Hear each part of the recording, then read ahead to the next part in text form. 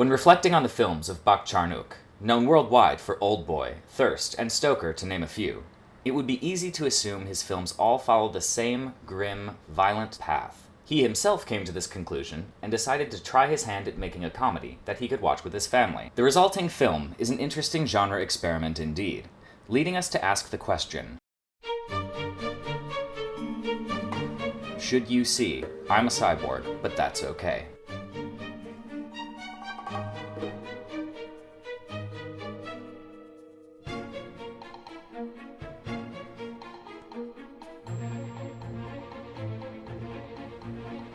As the film opens, our protagonist is checked into an institution for the insane.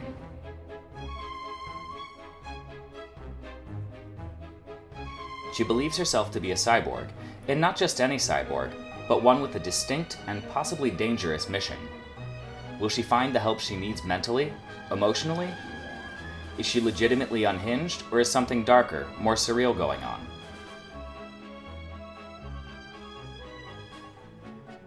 Make no mistake, while the film is light in tone and has frequent humorous or heartwarming moments, there's absolutely some disturbing and violent imagery on display here. Additionally, although the film greatly enjoys surface-level relationship melodrama, it also takes occasional, sympathetic examinations of mental instability.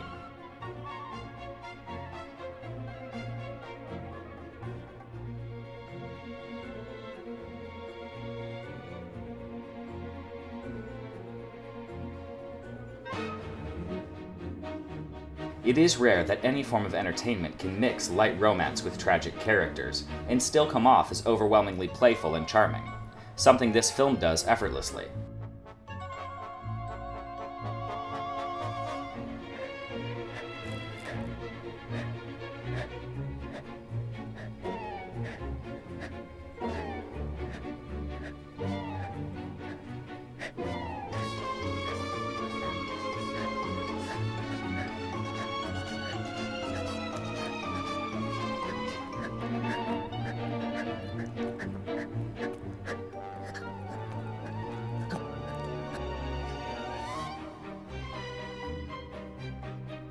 The strength of this movie is in the depth of its characters and the tenderness of its oddball humor. The cast is large and well developed, with even supporting characters getting a chance to shine. This is also where the film stumbles a bit, taking time to flesh out nearly every member of the cast. Complex and zany though they may be, this can still feel like a detour from the main narrative.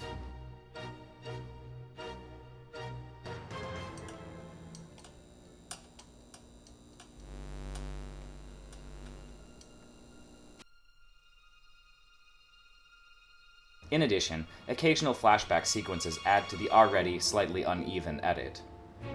It feels a bit like the director may have fallen in love with all the quirky characters, which leaves the main story feeling something of an afterthought.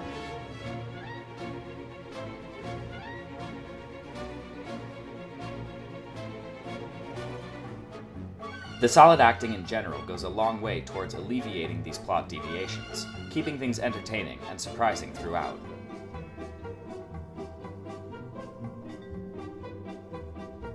Regardless of pacing issues, the emotional beats of our lead protagonist's character arc hit hard and will always leave the audience guessing.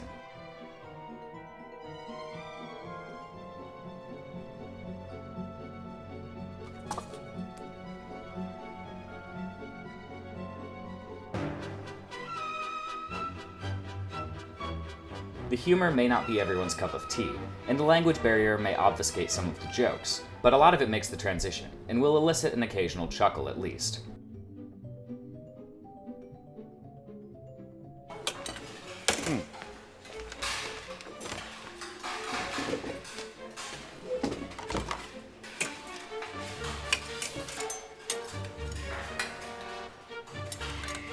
The camera work and chosen compositions are inventive and seem like careful, pre-planned choices on the part of the cinematographer, rather than decisions made on the spot, something that is all too common in this genre of film. The soundtrack is eclectic and charming, good enough to return to on its own merits after viewing the film.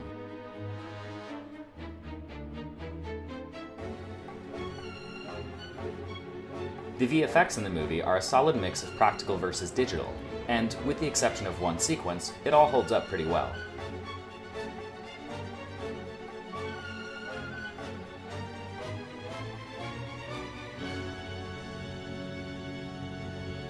So, should you see I'm a Cyborg but That's Okay?